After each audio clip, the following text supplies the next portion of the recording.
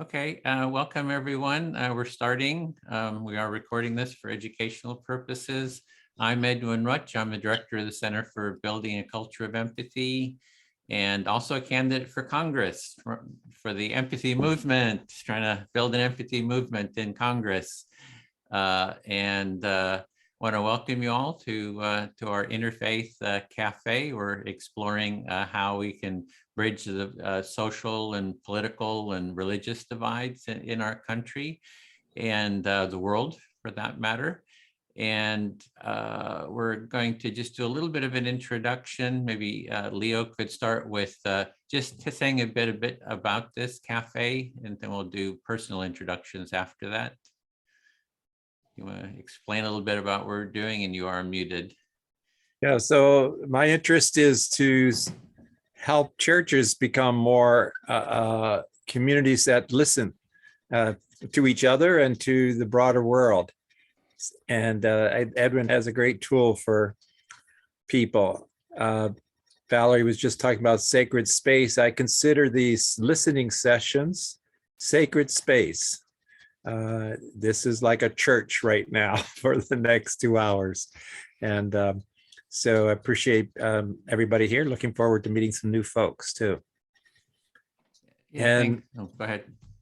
My personal introduction is I live in Wisconsin. I'm associated with the Catholic Church, was a religious educator, and but open to all expressions of being human. Okay, thanks. I just put the question there. Take about 30 seconds, your name, location, and why you're interested in taking part in this Interfaith Cafe. I'll just introduce myself as well, Edwin Rutch from the San Francisco Bay Area. And I'm just trying to spread empathy as much as possible in every type of community. Interfaith, I think, is a really good community for doing that. I started off as a Baptist, conservative Baptist, and slowly moved to, I guess, being sort of an atheist. So that's me. Mike, you want to go? Hi, my name is Mike Zonta. I'm in San Francisco, and I started out as a Christian Scientist, and then found a group called the Prosperos, which I have been associated with ever since I was 21 or so. And let's see, location, where are you? And one of the reasons I was interested in participating today was I invited 2 friends to come, neither of whom have showed up. And I was hoping they would be here. And I was looking forward to seeing many of you again. So that's why I'm here. Muted. Diane? Thank you, Edwin. I'm Diane. I'm in Houston, Texas, in the States. Nice to see some familiar faces from different platforms. I came here today because I'm constantly, I think since I've been a young person, constantly trying to bridge gaps between divided communities and or just hearing about other communities and giving space for sharing. Thank you. Okay, thank you. Yes, Jacek? Hi, I'm Jacek. I'm in Germany, but I'm Polish. And I was very disappointed with the Polish Catholic Church, which is my original church. So I became a Buddhist for a few years. And then I became very disappointed with my Buddhist community. And I became an atheist. That's what I am now. But yeah, I'm here because I'm interested in bridging divides. And I think some of those divides are religious. They don't have to be, but I want to discuss those too and the bridging work. I'll pass on to Sharon. Well, I'll just call on people just because if people pop in, then they don't know who's what. So I'll just, So Larry? I'm Larry in Florida. I'm a retired occupational therapist. I love the empathy circles. I think it has awesome application in faith, uh, faith-based churches or non-faith-based areas as well. I started out as a Presbyterian. My mom was a Presbyterian minister. I was not a good Bible student, but I've come to experience in my own inner responsibility, I'll call it that, everything is sacred, everything, with no exception. Thanks, Larry. Nino? Is that- Yeah. Hi, I'm Nino. I'm from Tbilisi, Georgia. Well, I saw Diane sharing the event, and empathy, it's like a really huge part of my life. And I was like, oh, that's very interesting to go. So I'm here first time I found about it like a few hours ago. So I'm really about connection all my life and like connecting some parts that don't understand each other. So it really feels like I'm where I should be. Oh, great. Yeah. Glad you could join us. Do you want to say anything about your religious background or?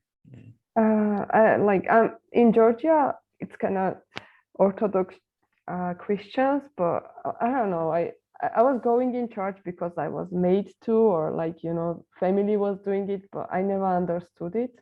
And like they never answered questions also. And I like to ask questions. And so I don't know. And I like to read. So I read about all the other religions.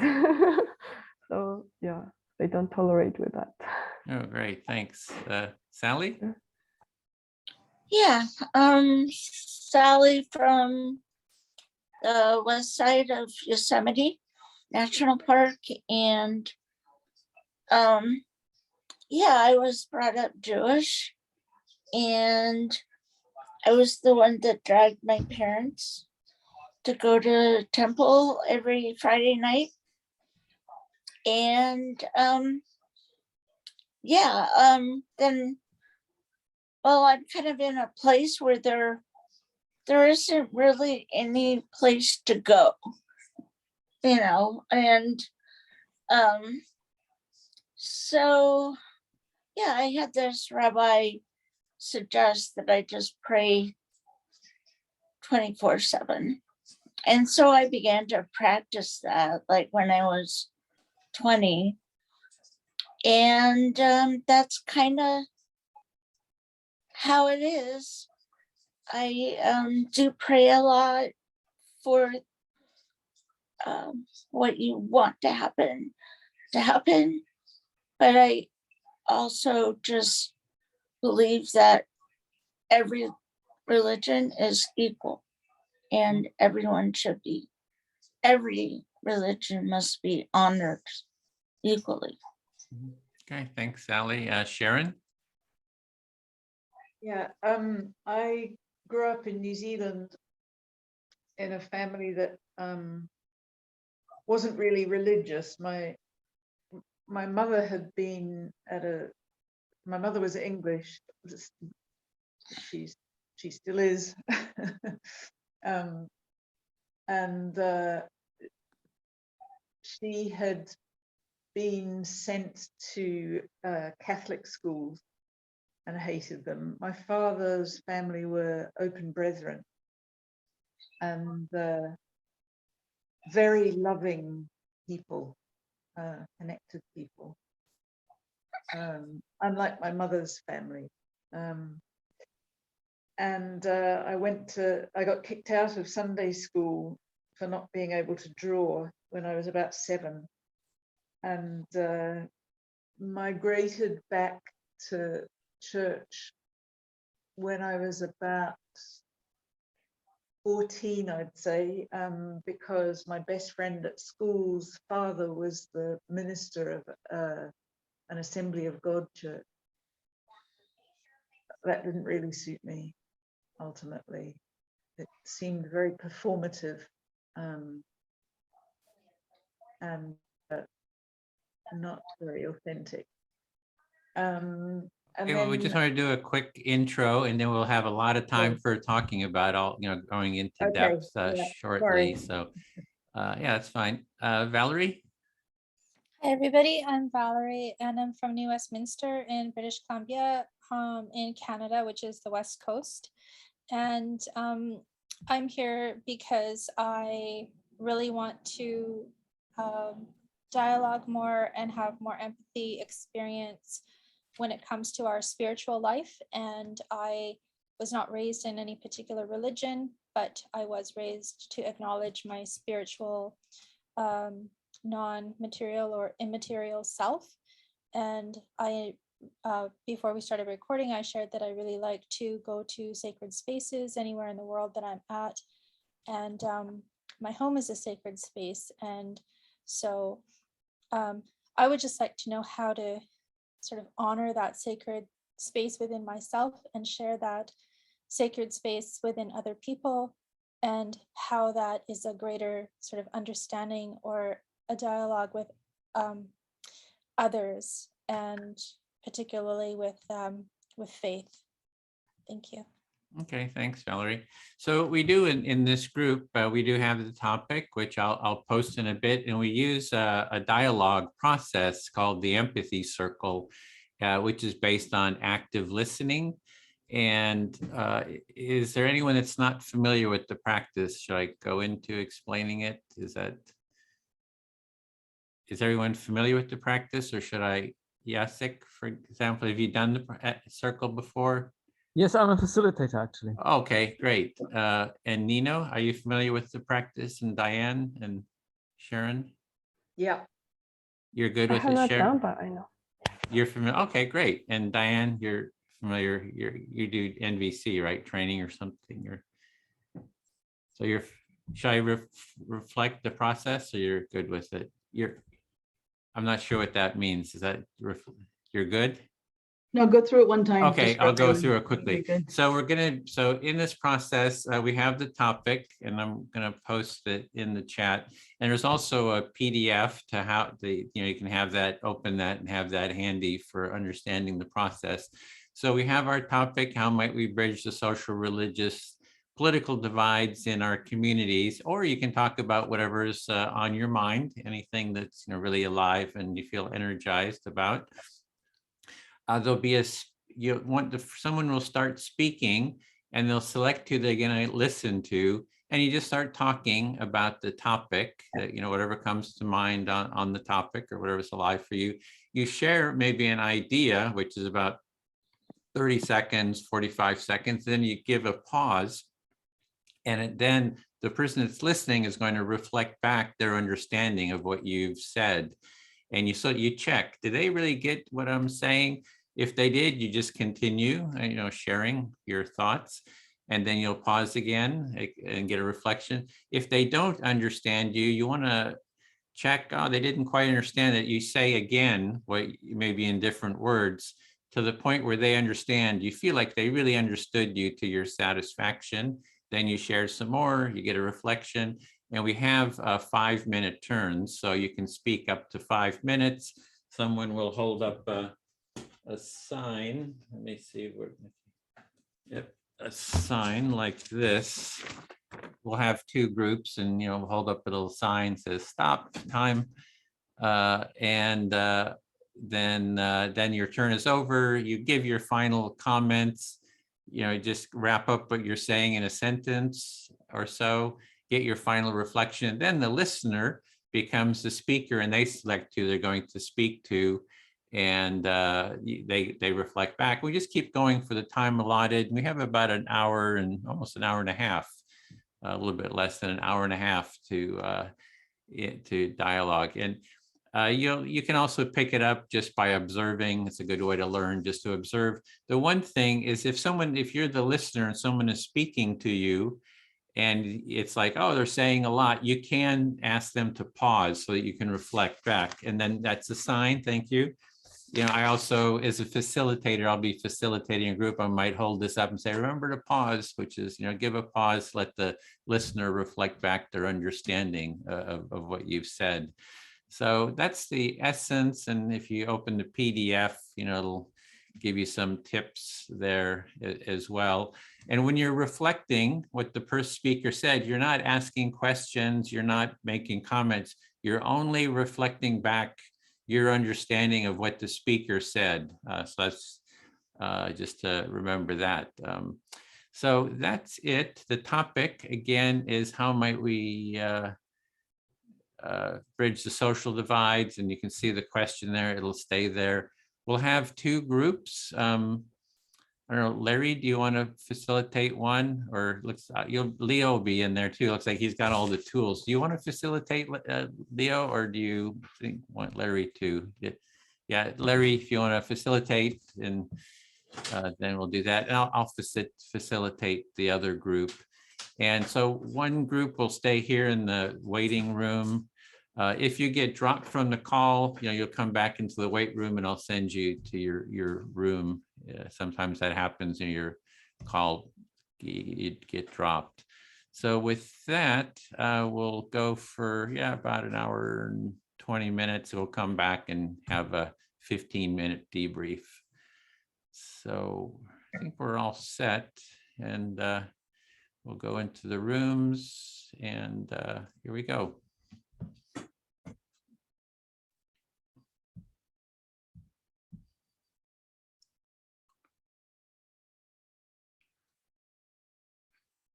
So there's the 5 of us in this room here, and let me get the timer. I forgot to put up the timer. Stop watch. We have 5-minute turns. Let me set this timer. And I'll be the first listener just to model it. So who would like to start speaking on the topic? And I'll be the listener.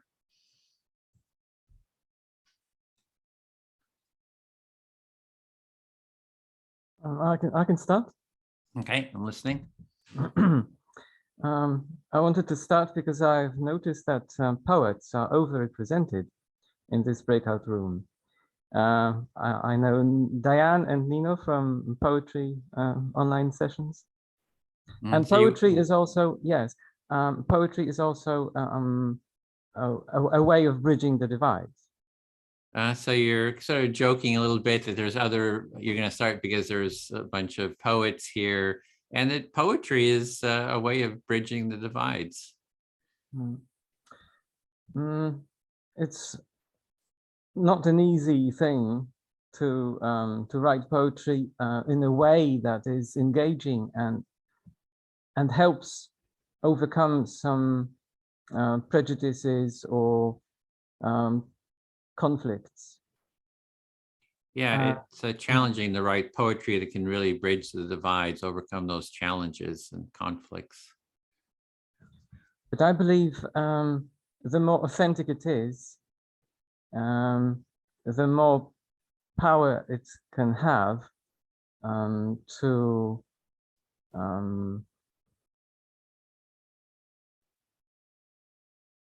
help people understand each other and see their different perspectives and different opinions as legitimate somehow, and be ready to really listen to them and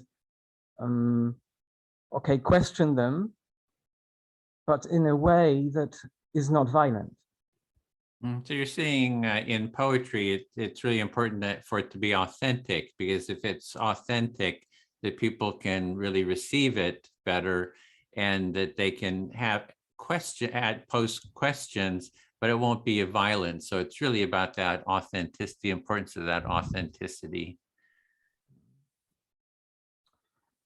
I haven't had much success yet with bridging divides through poetry, but that's something I'm working on, and also inviting other people to write poetry with me and do stuff like that, so that we have more of a dialogue. So you have sort of this intention of bridging divides with poetry. It hasn't been that successful there, but you're inviting people to join the dialogue around that. And the divides that I have been dealing with and struggling with lately are mostly not religious, but political. And they have to do with the war in Ukraine, and with most people being decidedly pro-Ukrainian and anti-Russian. And one of those rare people who tries to present the Russian perspective in a neutral way, so to foster understanding of the whole situation. And that usually causes a very violent reaction. And that's hard to deal with. Mhm. So a big conflict that's happening now is the Russian-Ukrainian war, and you try to have understanding for the Russian side too, but people are very pro-Ukrainian, but you're trying to explain have understanding for the Russians, and you find that people really react violently towards you when you try to have that, bring up those perspectives. Because you like to be, sounds like more have balance, sense of balance.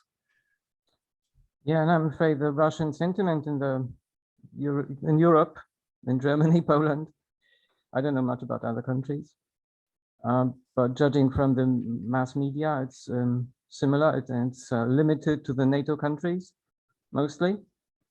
This Russophobia is a kind of racism. It's so You're strong. seeing, you're seeing that the Russophobia in the Europe is sort of a racism, and you're sounds like you're find that a problem. Yeah, it's like suddenly treating Russia and the Russians as inferior because of the war. In the approach they're taking is seeing Russians as inferior in some way because of the war, and sounds like you're feeling uncomfortable with that. And that was the time too. 5 Yeah, minutes. thank you. I feel fully Okay. heard. Great. Speak to Mike then. Okay. Yeah. So yeah, the political, it seems to be a big issue. I'm running for Congress, sort of with the platform of bridging, social and political divides. So that's kind of where I'm coming from. So you're dealing with a political issue as well. You're running for Congress on the platform of trying to heal the political and social divides. And one way I did that right off the bat, I invited the other candidates to an empathy circle. And I did it with 2 of them. There's 5 candidates. 2 of the others were willing to take part. And one couldn't, the scheduling didn't work, and the other one totally ignored us, didn't respond at all. So one way you tried to bridge those social and political divides was to run for Congress on an empathy circle platform. And so you tried to organize an empathy circle, and you did organize an empathy circle with the candidates running for Congress in your district. And only, 3 showed up, and 1 couldn't be scheduled, and the other one didn't respond to the invitations. Yeah, so I think that's for bridging the political divides. The first thing is how to get people into the circle, right? Because it's like, how do you get people to start talking to each other in a constructive way? And that's the challenge, is organizing that. And what I do know, once people come together, that's like kind of like the first step, but how do you organize that is a real question. Yeah, the first problem, and maybe the biggest problem, is getting to people in the circle itself, in the empathy circle itself. Once you get them there, then the magic can happen. But the real challenge is in the organizing and the participation of everybody there. Yeah, and I'm so jazzed, Mike, that you kind of taken the circle and you've reached out in San Francisco to create an empathy circle with the candidates there. And that's Nancy Pelosi's, Speaker of the House's district. And I think we need like 100 Mikes out there to do it in all the different districts. So you're very excited about what I'm doing in San Francisco, and we need 100 different Mikes out there to do the same thing in different districts. Yeah, I love that attitude. Like, okay, hey, this is pretty good. I'm going to start organizing it. It's like there's a mentality to be able to start reaching out, to have the connections, to organize that and make that happen. So I'm pretty thrilled to see you do that. So you're thrilled to see me take on this project, which you had done with the District 8 candidates, and you hope that others can take that on as well.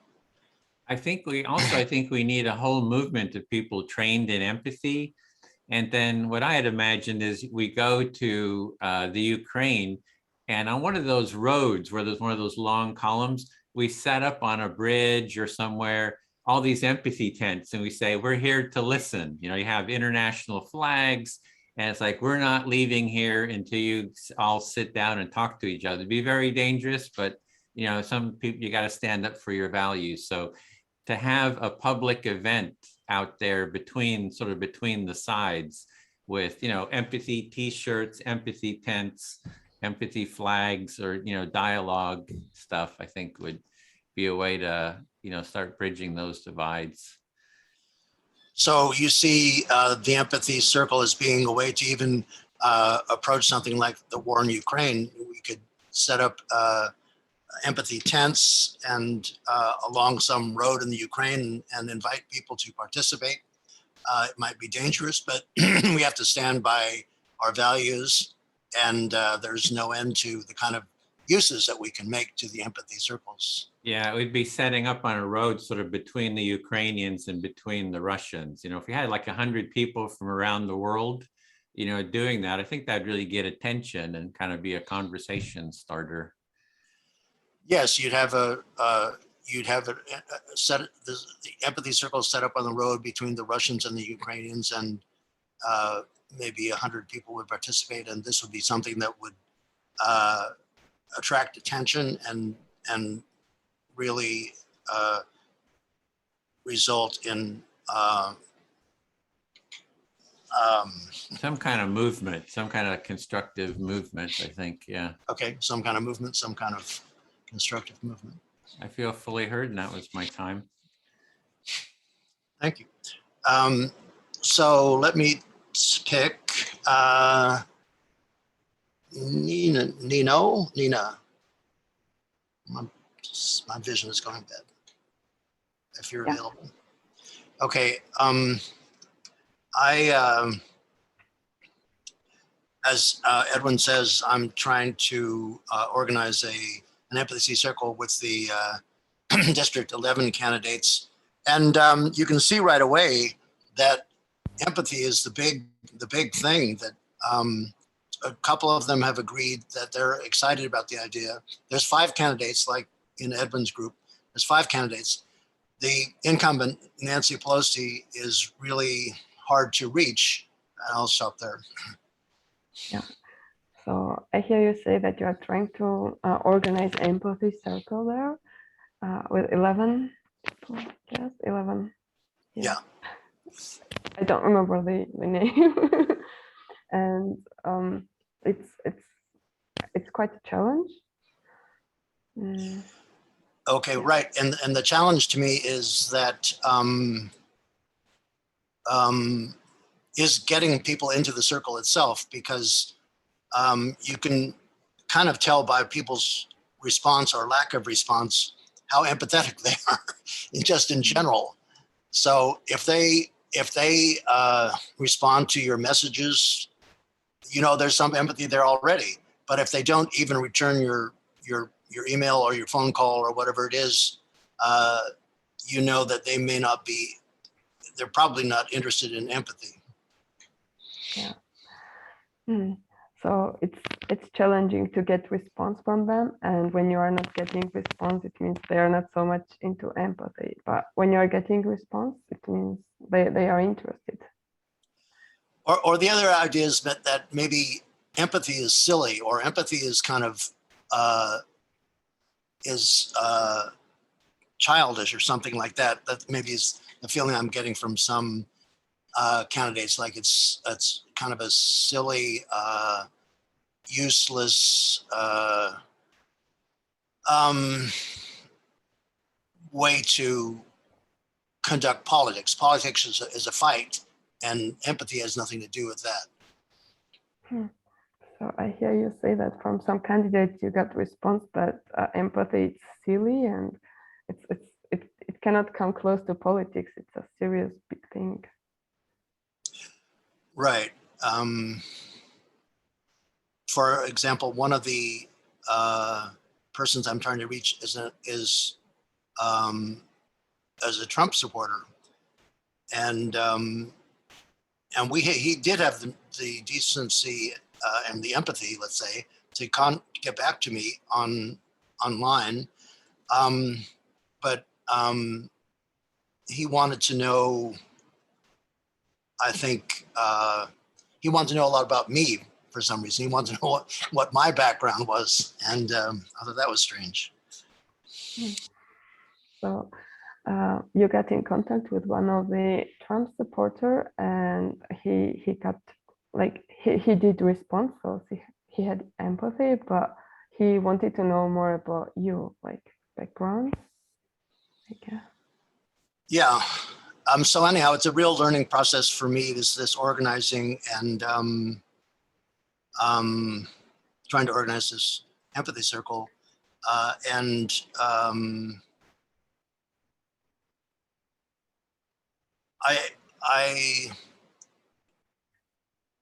let's see. I hope we can pull it off, and I have high hopes that we'll get, if not Nancy Pelosi, at least a surrogate from that, from her staff. So it is very important for you to organize this empathy circles, and I don't remember the name. I'm very bad with remembering names. Sorry, but sorry. So you hope to get some response from that woman, right? From the what? There was a name you said from Nancy. Oh, Nancy Pelosi. Yeah, she's Yes. She's the incumbent. Mhm. So I think I have said all I need to say within my time slot, and I feel fully heard. Sure. It's my turn, I guess. Diane, I'll speak to you, right? Wish? So I never thought about this that way, but somehow I guess I am always like connecting, like kind of getting people who don't understand each other or whom I don't understand and try to help them understand each other. And I never looked at it that way, so it's weird because now listening to your talk, I'm kind of having flashback from my life. So I heard you share that you've always been a connector of people with different views, and hearing the other speakers here is bringing up some different viewpoints for you. Yeah. Because I have been organizing some creative events, as I think that like creating art or writing poetry and all the other things, it helps people to understand each other or know each other more. And that's what I have been doing, I don't know, even before COVID, and then during COVID, not so much, but now I'm starting again. So, yeah. So one way that you find to bring some bridges is by creating art and creative spaces for people to get to know each other better and to express themselves. And this is important for you.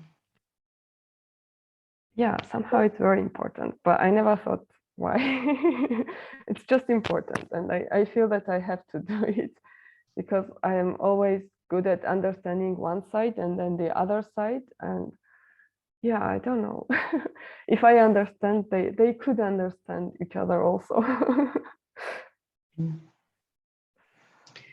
Yeah, so you don't really ask yourself why, you just know it's important for you to bring these spaces, and you find yourself able to understand one side and also understand the other side, and you feel like if you can do it, then others can do it also.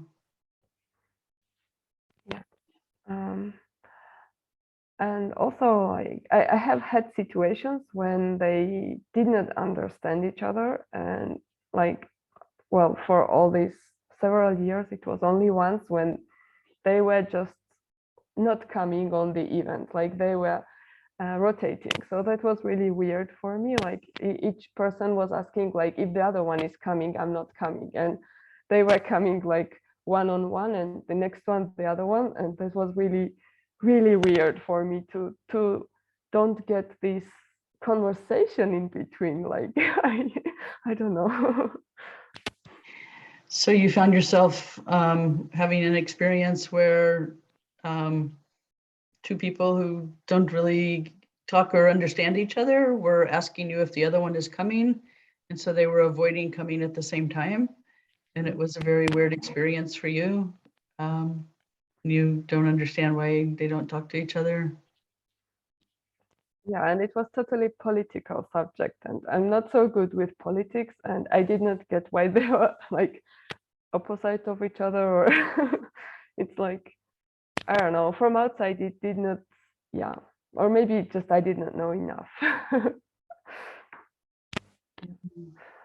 So it was a political issue that you saw a divide in them, and you didn't really understand what their positions were, and you're not so big into politics, but you still kind of looking into this.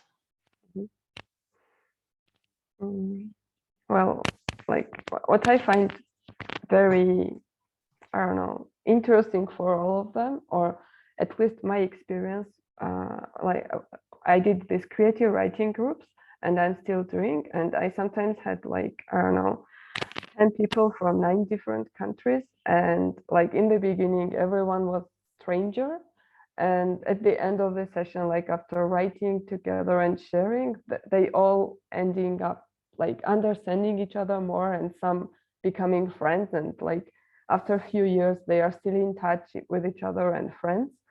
So I think like creating together and like this showing human side to each other, that somehow, at least that's the solution I have found in community where I am, I guess. Yeah. So you have brought some creative writing programs with people from 9 or 10 different countries, and by going through the process and communicating with each other, you find that they become friends and have a much greater understanding of each other, and that you find that this is a really important way to keep bringing programs. Now is the time. So. Thank you. I feel hurt. Monsieur Jacek, I'm listening. thank you.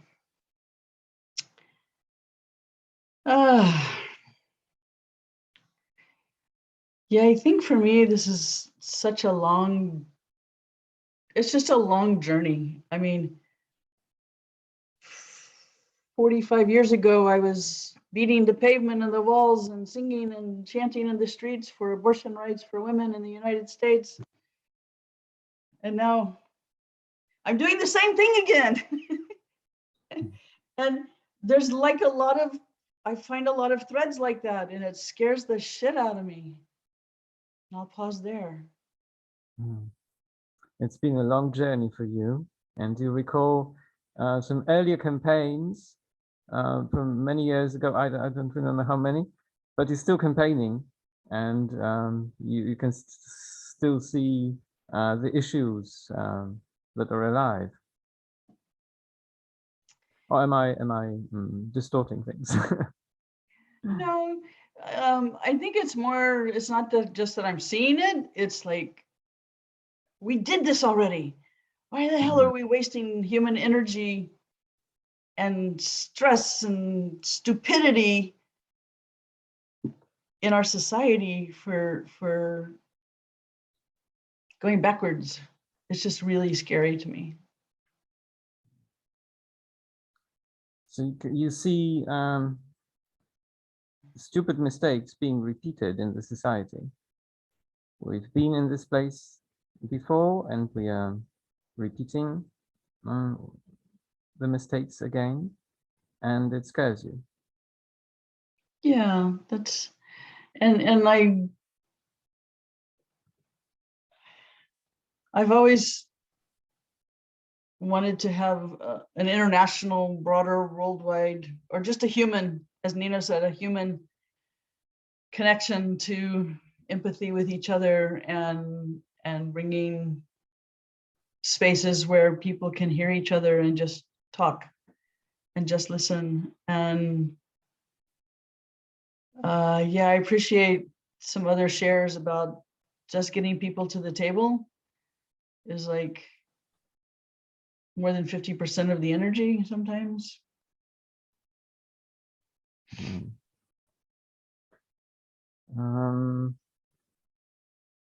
You want to see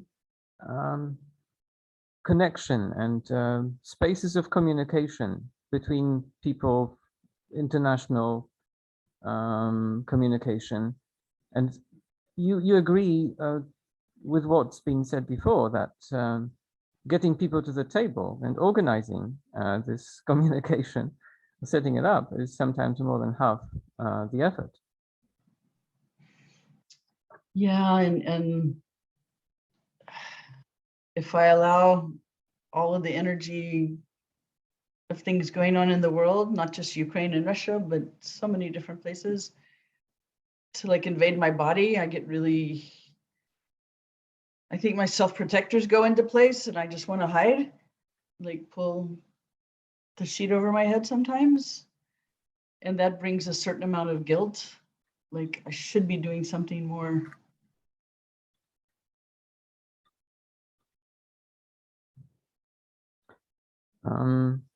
All this political news about the war in Ukraine and other conflicts, it's hard to receive, and you hide from it. You pull a sheet over your head and you feel guilty because you think you should be doing something about it. Yeah, so I've kind of come around to knowing that I'm doing something my way by bringing spaces of connection and connecting with people one-on-one wherever I can, and just listening and asking questions. Because I think most conflict is embedded in humans not feeling heard. You're actually doing something about it. You're creating those spaces of communication. You connect with people, you listen to them, ask questions, and you think that the root cause of many conflicts is the fact that some people do not feel heard or are not heard. Yeah. Thank you. I feel complete at this time. Edwin, will you listen to me? Yes, listening. Well, good luck with Nancy Pelosi and joining an empathy circle. I don't know much about her, but I know who she is. She didn't strike me as a very empathetic person. But neither is a whole political class. I'm afraid there's a huge lack of empathy in politics. So I'm glad you're bringing the empathy circles into that sphere of public life. You see the whole political class as not being about empathy, and you're glad to see my efforts, maybe Mike's efforts to bring empathy to that community. Mm. And it's true what you said earlier, that politics is perceived as a fight by the politicians, but there's no good reason why it should be a fight. And when you think about the reasons why those bodies like the Congress or other courts and institutions were created, they were not created to, well, maybe they were created to fight enemies too, but they were mostly created to solve problems and to help people in need. So that people see the politics as a fight, but it doesn't necessarily have to be a fight. What it's about is problem solving. So maybe it doesn't have to be a fight.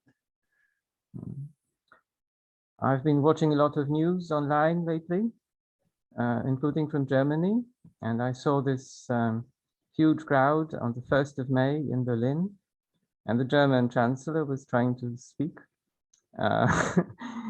And there was one young man with a sign, with a poster, and it said, "De-eskalieren statt provozieren." De-escalate, do not provoke. De-escalate instead of provoking. Yeah, so the German chancellor was giving a speech and someone was holding up a sign to de-escalate and don't provoke.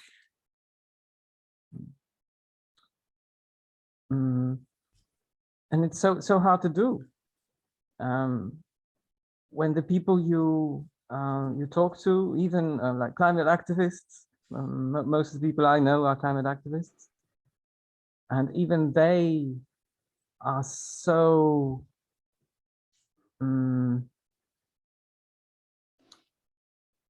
so involved, as if they were combatants, as if they were really already on one side against the other side. So it's maybe hard to do. You're saying that you have friends who are in the climate activist community, but they see it as sort of us against them in competition. So, and it sounds like you feel like, hey, yeah, there's another way, or you're feeling dissatisfied with that. I think what makes people angry with me is my very casual relation to my nation. I live abroad. I've never been particularly patriotic. And now with this war in Ukraine, most people I speak to are already mentally in a state of war. So you, the people you're talking to, they're in this state of war already, and you've never been patriotic. So you sound like you don't like take sides, and that makes people angry with you. And I think in this conflict with in Ukraine, it's not really about nations. It's more about this coalition, this NATO, and it's a very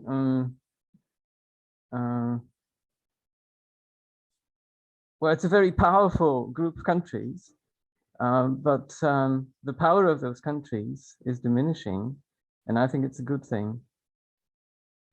And me saying so to other people is considered a blasphemy. Yeah, there's a powerful group, the NATO, and you're feeling that the country, the power is diminishing. And when you say that, people get really upset with you. You actually see it as a good thing that the power is diminishing. And that was the time. Thank you. I feel fully heard. Okay, then speak to Nino. Yeah. Yeah, so we do empathy circles here sort of at the grassroots. It's here we are doing empathy circles at the grassroots. We don't have really any real power, political power.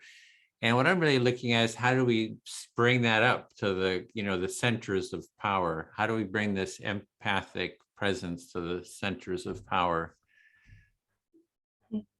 So as I understand, you are doing these empathy circles like grassroots, and you don't really feel powerful right now, and you're looking for a way to kind of bring it on a higher level, who has more power. Yeah, that if we can get the politicians to do empathy circles, if we could have Trump and Biden do an empathy circle, at the high levels of the politics, that would be a model. When not politicians are actually talking with each other, that's a model that a lot of people would see it. And just by observing it, you kind of learn the mindset just by observing the process. So you're saying that if we somehow get politicians to do like empathy as a way they communicate, that would be really big progress, because this will be example. Yeah. Exactly. So there's the politicians, Congress, I guess in all your countries, Germany, the parliaments, you have the top politicians actually modeling it. So that's one approach. And then another would be to get the media, like here in the United States, the media is very polarized, to get the top media people to do empathy circles and dialogue. So to get like politicians or parliament or the high level who has power, and people who are in media who have power as well, and to get them to empathy circle or communicating with empathy. Yeah, in the United States here, we have two very political stations. One is Fox and the other is MSNBC. And they both are just totally attacking each other, constantly arguing. I mean, the creativity for attacking each other is amazing. It's a lot of wasted energy into how do we attack each other, right? If we could, my goal would be is to get these top news people to actually have an empathy circle with each other. That here we have on the right is people like what's his name? Can't remember his name right off. But Rachel Maddow is on the left, and then there's my brain is going. Sean Hannity, so these are like top people that are just always criticizing each other. If we got them into an empathy circle, I think it'd be very powerful. So what you are saying is like there are these two parts that are always in fight with each other, in war, one could say. And if we somehow get those people like from this side and the other side into empathy circle, yeah, that would be good, interesting, as you say. Yeah, so I think we need a whole movement. That's why we have other circles that are about how do we build an empathy movement. That we need a movement of people who are trained, skilled, grounded in empathy mindset, values of empathy, and all this listening, conflict mediation. We need a real movement, and I don't see it. It's just very there's not a lot of support there yet. So you're saying that if we get somehow this empathy movement, like not just as circle but like to really train people who will know how to do that and kind of spread it to make it bigger, that would bring change. Yeah. And so towards that movement, that's why I'm running for Congress, right? It's like this is the beginning of bringing the empathy into politics, and I'm going to lose, because the other candidate has $1.5 million, and I have about a couple thousand. So there's no way I'm going to win against that. But it's just a little prototype. It's a little test. And it can build. From there we can model, and it's something to start. Yeah, it's a start. It's a kernel. It's a seed. Yeah. So you have this idea, and to put it into action, that's why you're going to Congress, yeah. And the other candidate has a lot of money, but still, you take the chance to do something, and you're going there bringing empathy with you, so that you make this first step forward, even though if it's small, like it's still forward. Yeah, I feel fully heard. Thank you. Thank you. Mike, maybe. Yes. Oh. Listening here to all of you reminded me a photo project. I'm really bad with names, but I can check the name. But it really shocked me. Like he did this project in Israel and Palestine, and he went around, took portraits of people in one side and exhibited on the other one, and took photos of the people on other side, exhibited the other side, and people could not say difference, and like they were really huge, printed. Okay. So there was a photo project that took place in Israel and Palestine, and the photographer took pictures of people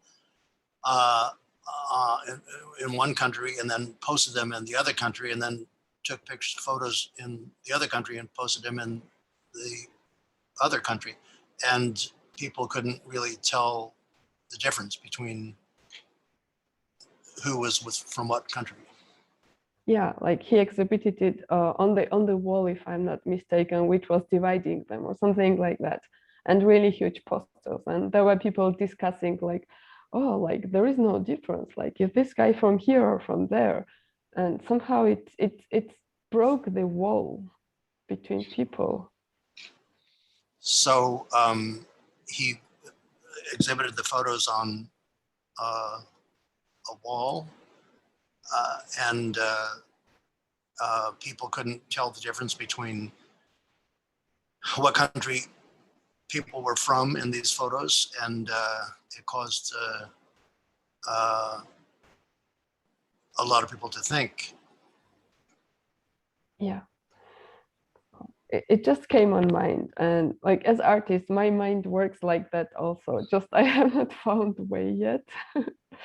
But still, like examples like that, like especially in such conflict, those are very inspiring. And yeah. So as an artist, that's the way your mind works. You haven't found your artistic expression yet in that regard, but you find it very inspiring to do that kind of thing. Yeah, well, it's inspiring to know the example that things happen like this and they affect, but it's not just trying, but like it has some results on bigger scale. Right. It's inspiring to know that people are doing this, that artists are able to do this, and that it has some effect. Yeah, but like being in this kind of situation, even in Georgia, because like many Russians are running away here, and Georgians are very against Russians, and like that's really not so nice situation to see how, I don't know, people become aggressive. Like before they were not so aggressive, but because of politics and what's going on, like they are aggressive to just people only because of their nationality. Right. It's somewhat concerning that in Georgia, people are a lot more upset about someone else's nationality because of what's gone on between the Russians and the Georgians. Like just a lot of Russians escaped here, so that's why we have many Russians coming here. But also we are friends with Ukraine, so yeah, like they kind of promote this nationalism that we are Georgians and we have to be with Ukrainians only, and Russians should be rejected. So that's really, yeah, I don't understand it. So a lot of Russians have come to Georgia, and and but in Georgia, people are either the government or the culture is saying that we should be patriotic Georgians and we should be friends with Ukraine, and we shouldn't be friends with the Russians. That's what I'm hearing. Yeah, exactly.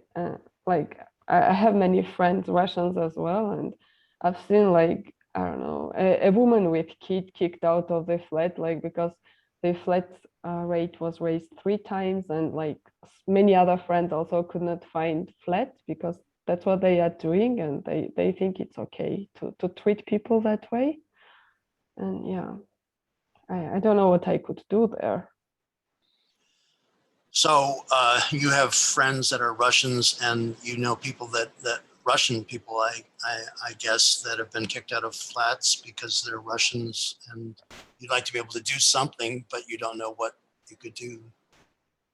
Yeah. I don't know what else to say. Did 5 minutes pass? Okay. You can just say, I feel fully heard, and then that Yeah. is your turn is over. I feel fully heard. Thank you. Okay. So let me pick Yatsek. I'm listening. So many interesting people in this group, and I enjoyed listening to your talk about saying unpopular things. I'll pause there. And you can see a lot of interesting people in this group, in this session. And you refer to what I was saying about speaking unpopular things and what the reaction was. Right. And also the ideas that Nino expressed about, you know, we're supposed to feel, well, the idea that you expressed about not being especially patriotic, that was interesting to me. And then the idea that Nino expressed about, well, as a Georgian, you're supposed to feel this way about Ukrainians, and you're supposed to feel this way about Russians, was also interesting to me. Nino's and my remarks about nationality, about patriotism and the way you're supposed to feel because you belong to this nation. You found that interesting, new? Yeah, because I've felt those pressures as well, being an American, but also being a student, a spiritual person. I know that, my connection with the spiritual nature of things is more important than my connection with my country, for example. And also my country has done so many horrible things that that it's hard to love my country without reservation like some people do.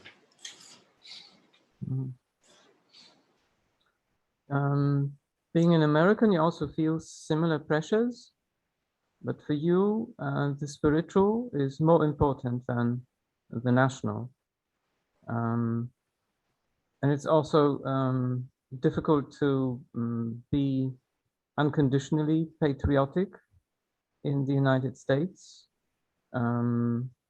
considering the history of violence of that country. Right.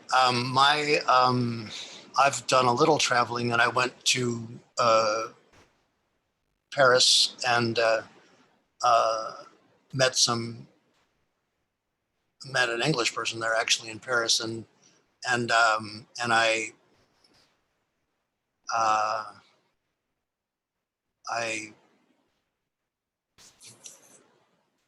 feel that the national borders that we're expected to adhere to,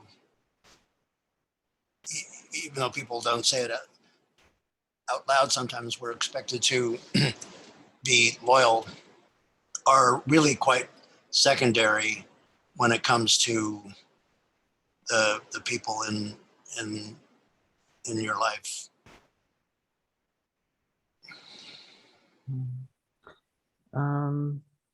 You went to Paris, where you met an English person and you talked about borders and politics. And you remember from that conversation that people are more important than the borders, if I understand that correctly. Yeah, it's just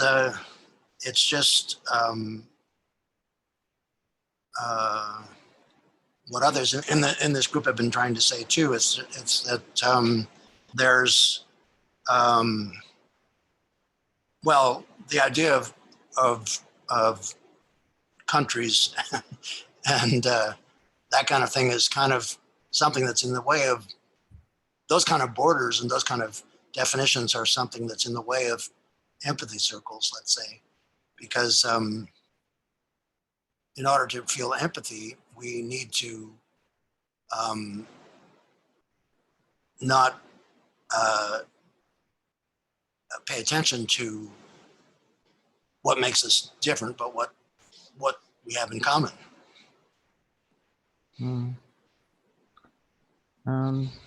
Borders, states, they are obstacles for empathy, because in order to have empathy, we need to stress what is common between them and not our differences. Okay, I feel fully heard. Diane?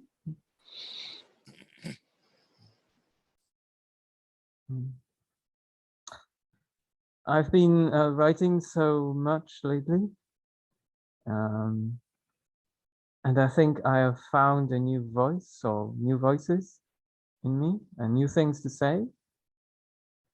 And it's, I think, my preferred form of communication, writing and reading. So I heard you share that you've been writing a lot lately, and you feel like you've found some new voices in you to express, and writing and reading are your preferred forms of communication.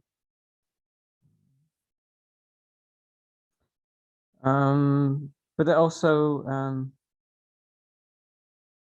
meet people online, like on Zoom now with you. And sometimes these meetings become very heated. In written conversation, the heat is much lower. So sometimes in online groups like this, the communication and conversation can become very heated. And in the written word, the heat is much lower. But not always, because it has to be poetry instead of this social media ping pong.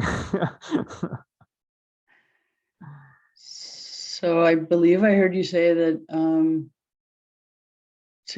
you prefer the poetry communication as opposed to social media ping pong.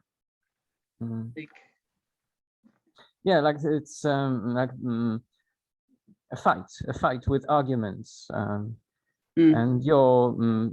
it's just like ping pong, because you twist the ball and you make it difficult for your opponent to understand what's happening, and the spin is always some kind of trap or some provocation or So you see social media ping pong sort of as a twisting game where people are twisting ideas and making it hard for people to connect and really understand what's going on. And I call it ping pong because I used to play ping pong quite a lot. I played in a team. I played in tournaments a long time ago. I was very good at it. But I remember this atmosphere of really wanting to win. And it's present in many conversations and in relations between countries. Like you focus more on winning, you focus less on who you're playing with and what you're playing for. So you use the term media ping pong because it relates to the game that you've played in the past, somewhat tournaments, and what the most important thing you felt from those tournaments was how am I going to win, and this competition back and forth instead of really focusing on the person or the why of the tournament. And I agree with Mike that countries and states are a huge hindrance or a huge problem to overcome for empathy and for non-violent communication, for peace. I'm an anarchist. I believe there should be no countries. So I know it's not very likely that will happen soon, but I still believe we should imagine the best possible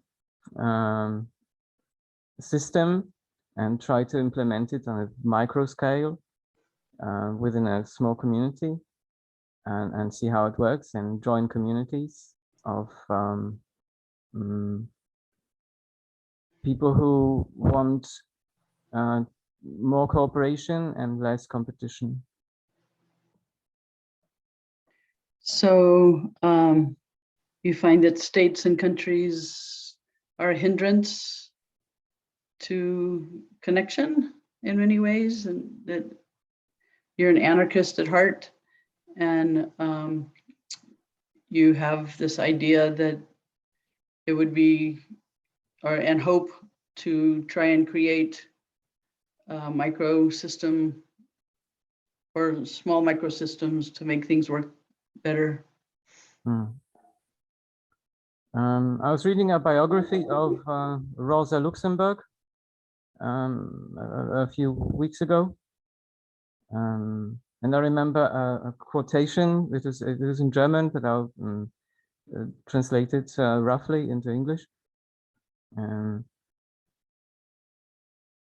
She said, or she wrote in a letter around 1907, maybe, when she was a teenager. She wrote,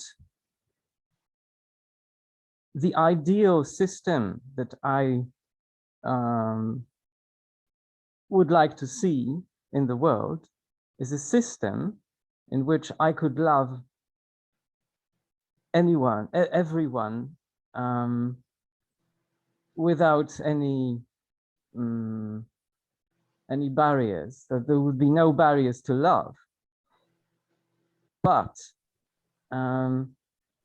when I imagine this perfect system of love, I can also understand the hatred of the existing system." It's not a very good translation, and I don't really remember the original. Anyway, it struck me as very true because I feel a lot of anger and a lot of hatred to states, to politicians, to organizations, and first of all to our cultures and our institutions.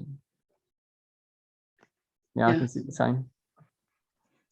So just real quick to share back with you, you're reading some material from Rosa Luxemburg, who in the early 1900s wrote something about utopia world of being able to love anyone without any barriers. And on the flip side, the hatred for the current systems that impede that. And that's really big for you right now. Yeah, I've just remembered what she actually wrote was, I can imagine that I will also experience a lot of hatred on my way to fulfilling this utopia. Yeah. Thank you. Thank you. I feel fully heard.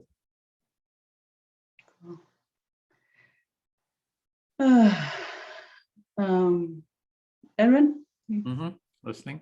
do we have time? Yeah, we have about almost half an hour, Oh, okay. 20 minutes, 25 minutes. Okay.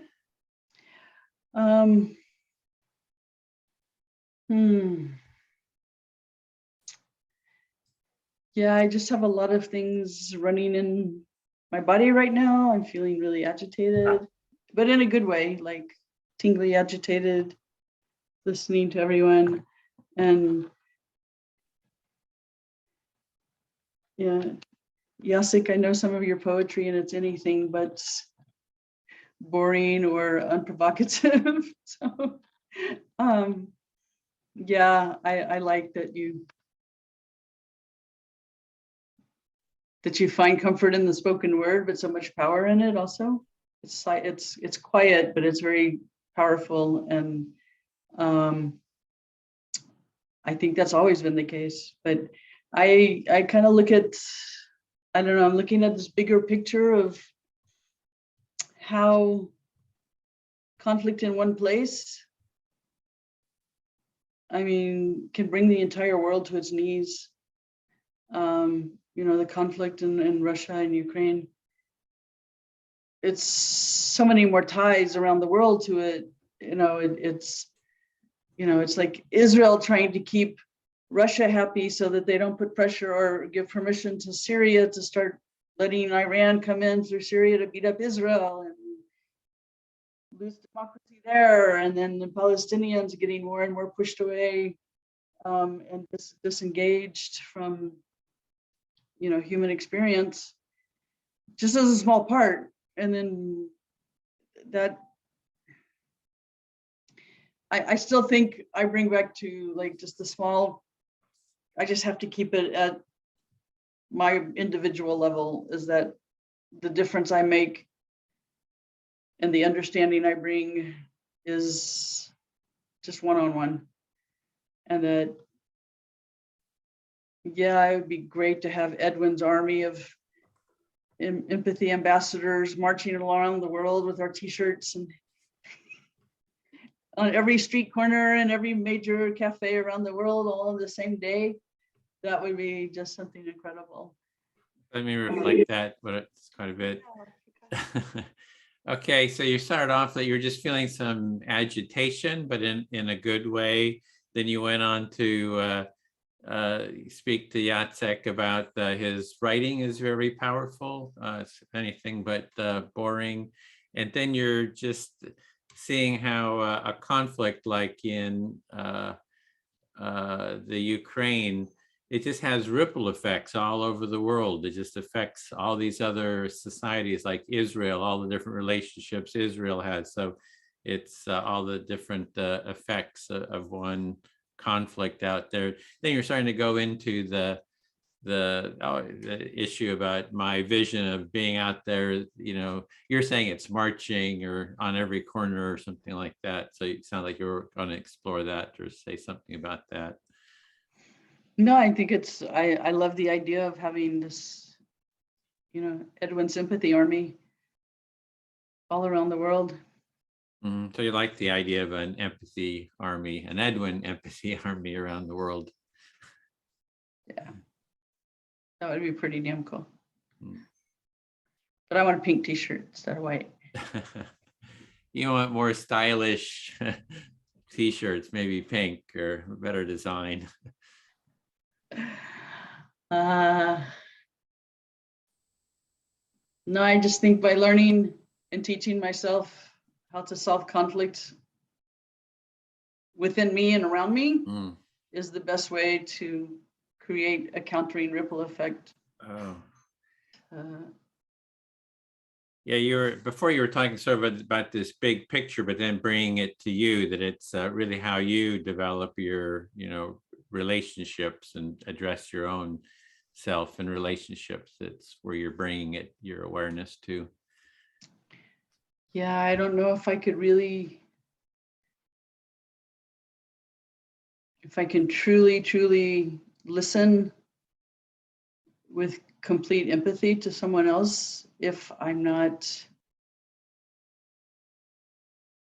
able to do that with myself first. Mhm. Until you can really listen to yourself and really connect with yourself, that you're not going to be able to have empathy with others. And that was the time. Thank you. I'll speak to Jacek. Oh, no, let's see. Who I haven't talked? Did I talk to you, Mike? I don't think so.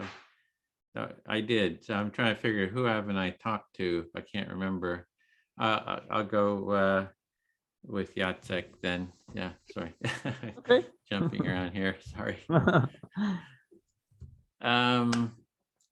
Yeah, like, I don't know if the metaphor of an empathy army is quite the metaphor. I've been looking for another metaphor, like an empathy swarm, an empathy herd, or a empathy school. Yeah, I'm just thinking about metaphors for like an empathy movement. You're not quite convinced by the metaphor of empathy army, and you would prefer empathy herd or empathy swarm or empathy school, something Yeah. reminding you of a group of animals. Exactly, like an empathy pack, or maybe just trying to think of more sort of metaphors for that, or yeah, just I don't know. I don't have the answer. I've thought about that before, but I don't know quite what it would be. Yes, another idea that you mentioned was a pack. Mhm.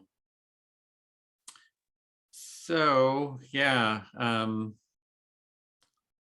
I think, yeah, in terms of working on myself, like Diane is talking about, I think it needs to kind of, for an empathy movement, it needs to be at different levels, because if we can bring it to the high level of the political level, the social cultural dynamic level, I think if we can get those people to have those dialogues and empathize with each other, that it can trickle down. I mean, it can kind of trickle up, but it can also trickle down. So I'm for doing both, the grassroots as well as, try to reach the higher echelon politicians. You've been sharing your strategy. You saying that empathy can invade, or not invade, but be spread in society, both from bottom up and trickle down. Mm-hmm. Meaning with the grassroots organizations, they can bring empathy to other social groups, and the political elites or the political echelons can let it trickle down. Yeah, if we can get them to take part, then that's why I'm running for office, to try to get into that group, right? It's like, how do you get in? How do you connect with that group? And I was able to get some candidates to take part in an empathy circle, so kind of working my way up to Joe Biden and Donald Trump.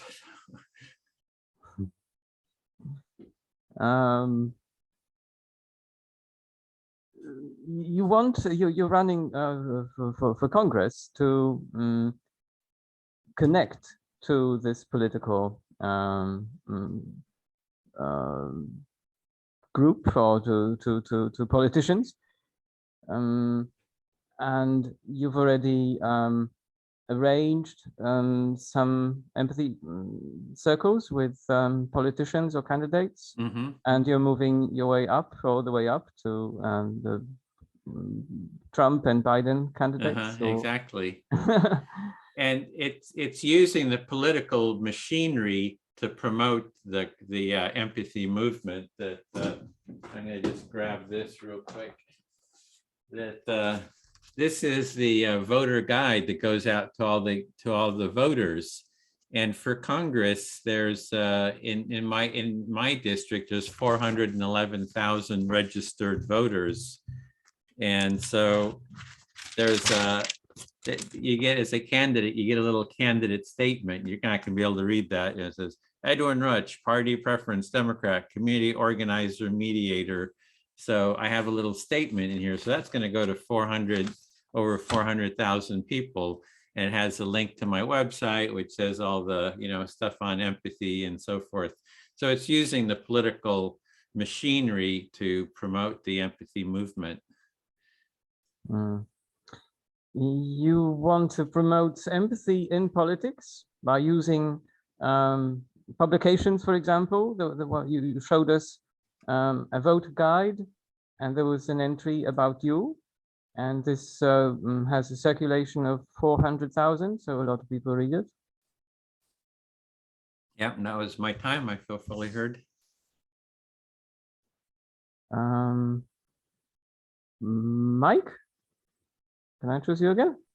Oh, okay, great.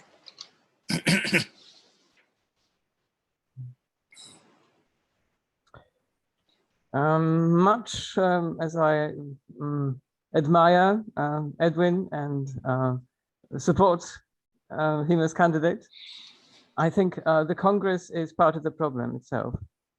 Not being in the Congress, but the Congress itself and other institutions like it. It's always presented to you, the voter, as a noble tradition. But when you look closer at history, you see a history of corruption and a history of violence and domination. Okay, can I? Okay, so you're supportive of Edwin and his bid for Congress, but not so much about Congress itself, and the institution of Congress may indeed be the problem because of its history of corruption and other things. And having a two-party system or even a five-party system doesn't really make it work. I'm afraid the political parties, that's the weakest and most corrupt element of the political machine. We should get rid of political parties.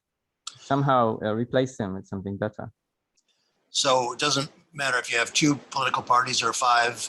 The political parties themselves are the basis of the corruption, and somehow we need to be able to replace them. When I think of all the things, all the benefits of having a state, and all the problems, all the disadvantages, I think it's a losing game, and a game that you can't escape. You have to be a citizen of some country. But I wish that wasn't really required or necessary. So when you think about the concept of a state, you can see that there's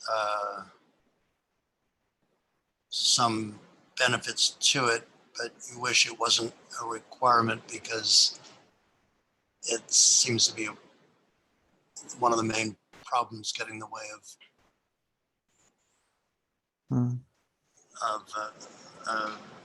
a better kind of government. Yeah, I just can't. It's so irrational, and yet it's so universal, and everybody takes it for granted, and nobody really asks the question: do we need states? Everybody seems to agree we do, but when you look at what states do, how they oppress people, how they kill people, in order to enrich some political party or some rich elites or some businesses. I wish this system was was done away with, somehow replaced, overcome. So when everybody seems to take it for granted that we need to have states, but when you look at what they and also political parties, and when you look at what they've done and the violence they've committed, the people they've killed, that kind of thing, you wish there was some way we could replace. Yeah, I'll read a very short poem of mine. It's called Racism Reparations. Do I have time, Edwin? It's like 1 minute. Do I have 1 minute? We only have 40 seconds. 40 seconds. Okay, I'll read half of my poem. From now on, we the people shall be free from your international policy, your bombs, coups, violence, insanity, your racist mentality of masters and slaves. Too many graves are being dug. Too many white politicians shrug their shoulders and just carry on business, oblivious of the total unfitness for the purpose of human survival. They are making us all suicidal by feeding us lies so professionally that we believe them irrationally. You don't have to reflect that. And that was right on the time. Thank you. You want to just reflect the essence of what you heard, Mike, if there was any? Right. The essence was said in poetic words that we need to get rid of the state because of all the evil it's done and all the misrepresentation it's made us believe. Is that close to what you were saying, Yatsik? Actually, it is, yes. And No, and we got yeah. just the time. Just want to not add. Okay, let me go with Diane.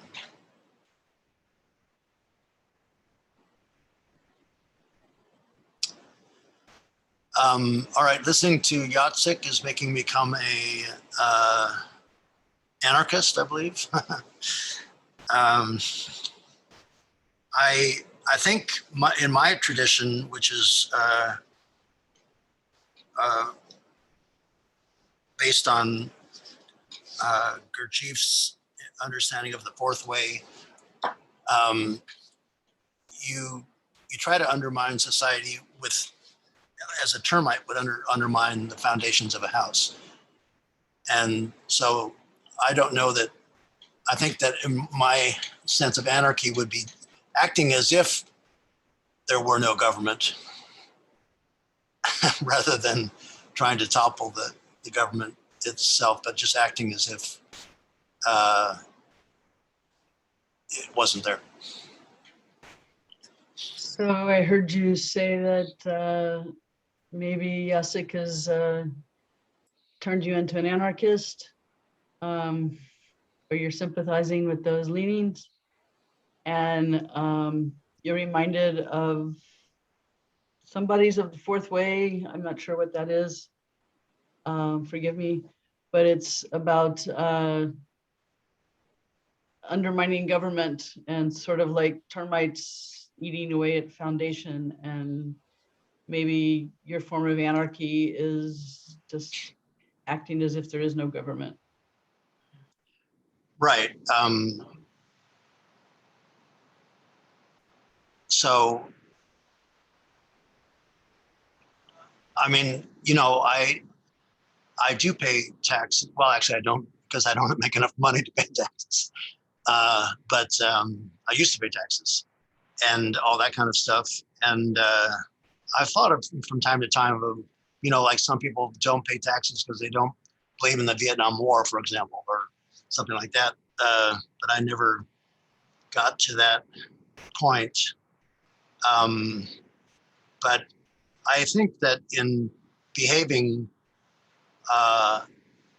with empathy in my daily life, I can make a difference. So there was some mention about paying taxes and not making enough to pay taxes now, but you used to pay taxes and do all that stuff. And you kind of coming around to, if you live with empathy in your life, then that's a good way to bring more empathy in the world. I think I kind of missed that. I apologize. No, I think that's fine. Yesterday I went to Nancy Pelosi's office downtown San Francisco, and it's at the corner of 7th and Market, and it's kind of a rundown area. And then I went to try to get into the building, and there's like about 5 security guards at the gate, and they wouldn't let me take kind of one step in. But finally we got to talking, and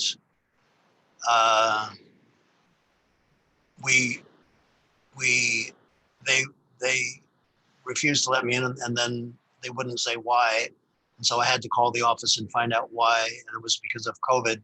So finally we were able to talk about the whole thing. But it's amazing to me, like in these empathy circles, I don't know any of you before except Edwin. I've been in circles with him, but every time these happen, it's like there's so many people. There's like, how many people? Billion people, 7 billion people in the world that I could be empathetic with if I met them. So it's I don't know. I don't know what I'm trying to say. But I'll let you try to come with feedback. Well, we were at Nancy Pelosi's office trying to get in. There was 5 security guards and they wouldn't let you in. And you finally got to start talking about it a little bit. Then you had to like go away and call there to find out why they wouldn't let you in. And you said it was because they told you it's because of COVID. And you're able to talk a little bit more about that. And then I apologize. I think I lost train. That last part. Well, I think I did too. But I don't know. I actually reached a very empathetic state with the last security guard I talked to. And it's just funny that, when you talk, or not just even talk, but when you relate to anybody, there is the possibility of empathy. And a lot of times people are let's say in a big city, are so cold to each other because empathy means they can't pretend you don't exist. They have to recognize that you do exist. And that's going to take time away from whatever busy life they may be leading. So briefly, I heard you say that once the last security guard you spoke with, you actually felt some deeper empathetic connection with each other from that conversation. And there's a desire to have more of that with more people, if more people did that and took the time to really see each other out of their busy schedules, you think it would be a better place, but a lot of people can't seem to do that. Or don't want to because it's too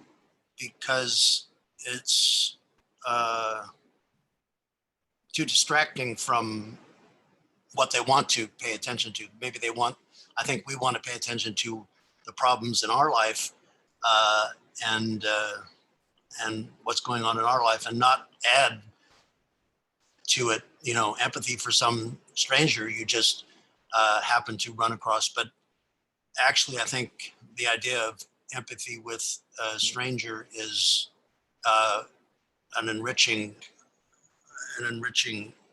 possibility.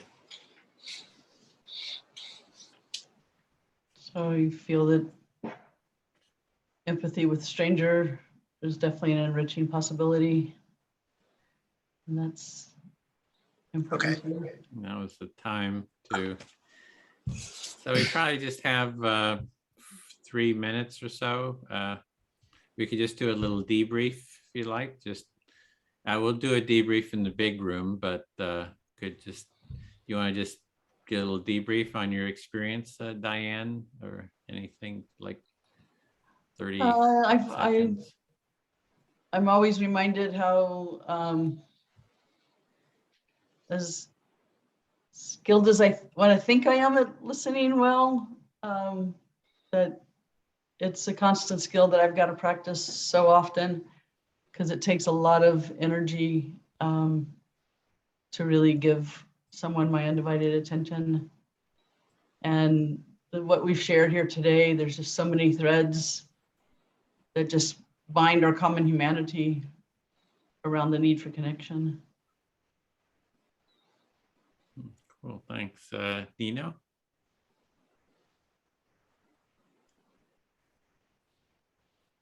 Yeah, I think like what we had today, it's like little example of what should be happening on a very bigger scale everywhere, because listening is key to everything.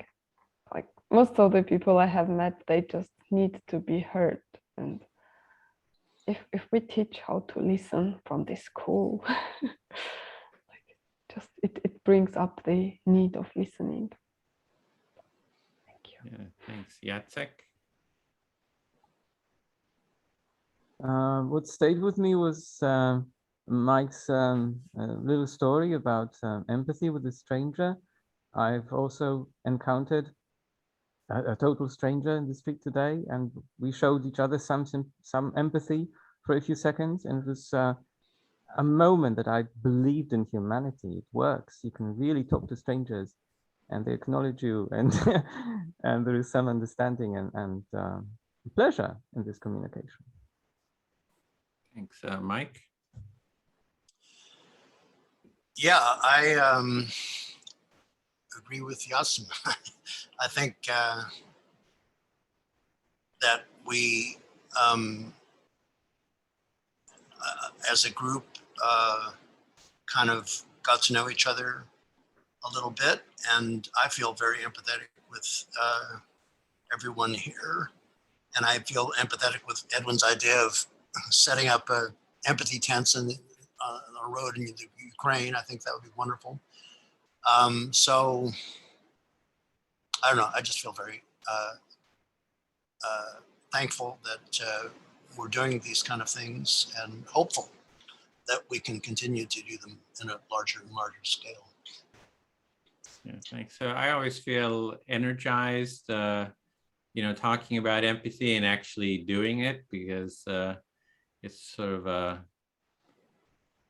of charges an empathy battery, I guess. You get charged to be able to deal with the other stuff in life. And not only do I want to do the empathy tent in Ukraine, but I think in front of the Congress, I think we can set up our tents in front of Congress and demand that the Republicans and Democrats do empathy circles with each other. If I get into Congress, that's what I'm going to be trying to do, is get them to take part in dialogues.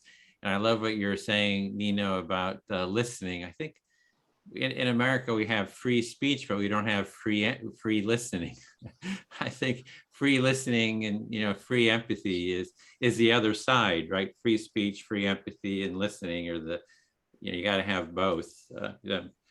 So, and I closed the room, so everybody will be popping in about 30 seconds.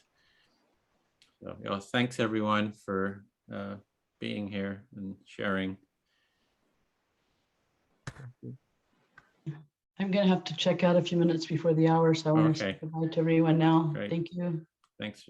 Bye. Good to see you.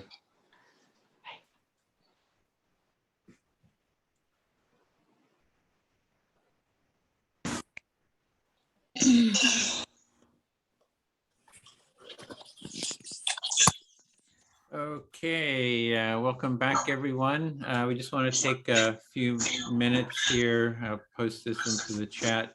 Take 30 seconds to a minute. Getting a bit of an echo there, Larry. You could mute. to just share your experience of the empathy circle today, or any insight about how do we bridge the divides, and Leo, would you be willing to start? Yeah, like we had a pretty deep discussion. I'd like to end with the God cheer. God has many names, and the name we use most often in our conversation is God is love. But the God cheer in English, there's 3 letters, G-O-D. So give me a G. G. And we say G with awe and wonder, and think of the creator of the universe and that we're all stardust. G, wow, look. And as a young child, we have that experience of God being wonder. And give me an O. Oh. But there's so many ways to say oh. It could be sad, it could be happy, it could be surprised. It covers the whole spectrum of human emotion, so that God comes to us and is known to us through our human experience. Oh, give me a D. D. D has no vowel. So we're approaching the ineffable. We cannot even say the name. There's no vowel to articulate the full meaning of God. So we probably fall back on the O and say, God is love. That's my God cheer. Okay, great. Thanks. So Mike? So, well, we had a great group. I kind of am envious or curious about the other group, because I'm sure you had a great group too, and I would have liked to have been a fly on the wall in that Zoom room, I guess.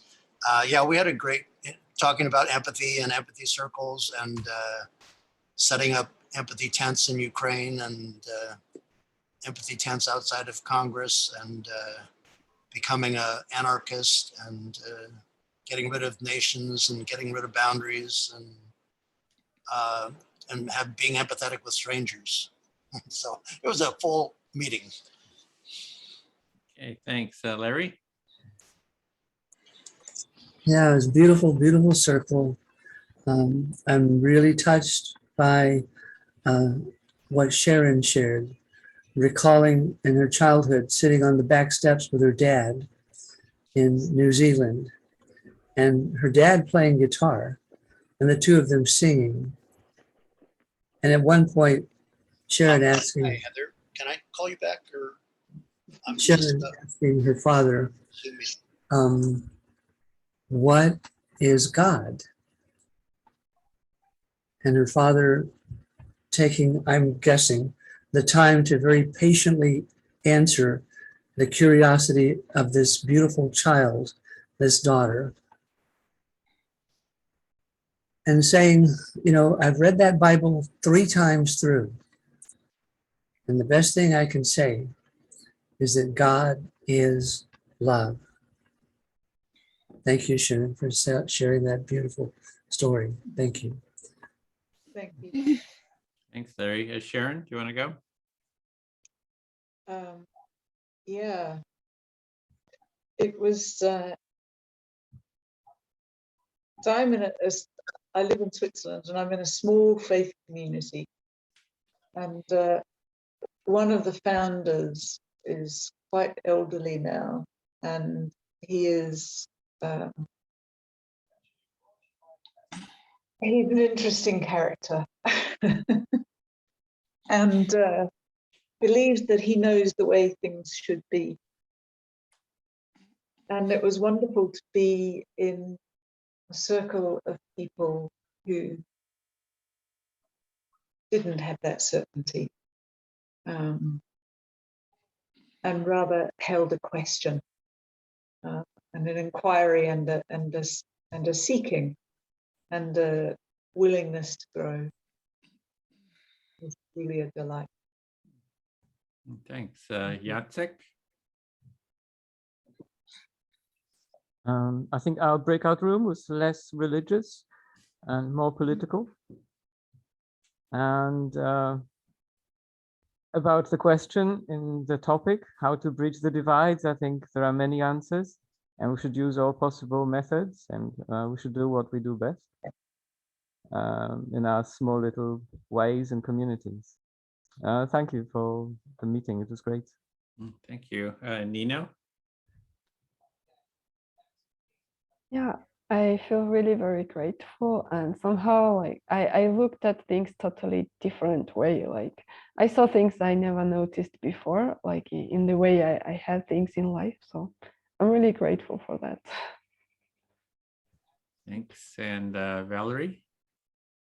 Yeah, I was just contemplating on what Sharon just shared about her elderly friend, because it's interesting. I know some very quote unquote young people at the university campus who are very narrow-minded, think they know everything, and are very closed to growing and evolving.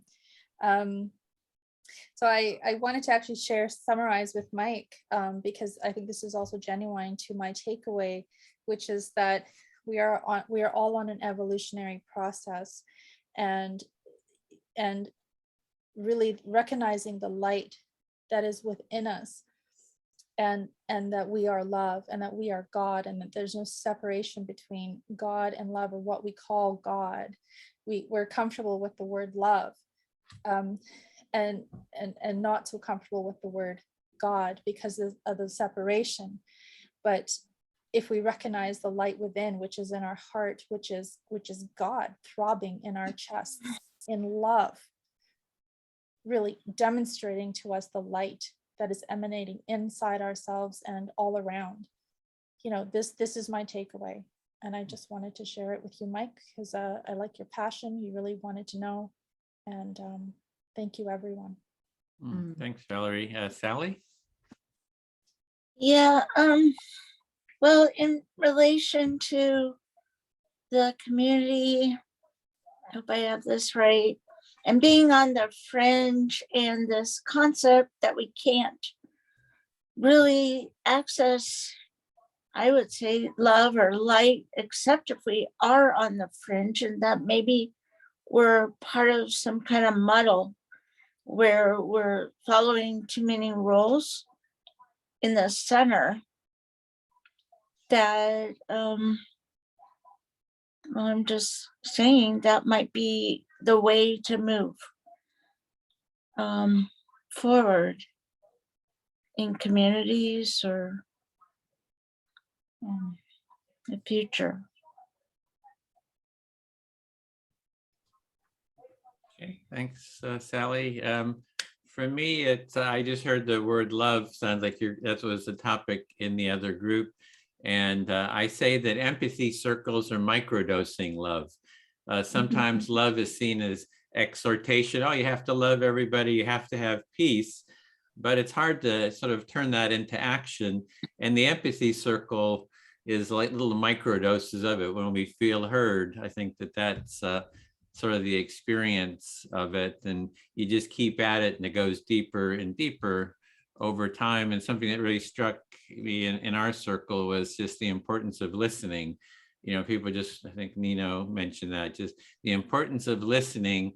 We have free speech in the United States, but there's not a counter free listening, right? So everybody's trying to speak, but nobody's listening or empathizing, which is a deeper form of listening for me. So that's it. Wanted to just mention that Leo and I are organizing this group, and we decided to have it every 2 weeks. So we have it this May 7th, that's today. And then we'll be doing it again the 21st, and then again June 4th. So just kind of giving a little bit of space between as we sort of build up the group. So that, and then we do have a form here. If you could click on that to just give us any feedback about the group. Yeah, Mike? I think last time we talked about the idea of calling it maybe Interfaith, No Faith Cafe. Was any thought given to that? I hadn't brought it up yet. We could talk about that with our next organizing group, Leo, to kind of open it up to the no faith or spiritual, not religious, or something like that, because I'm kind of in that camp too. So, so anyway, we hadn't talked about it, but I can bring that. We have a planning meeting that we kind of organize stuff. It looks like you had some thoughts on it, Leo.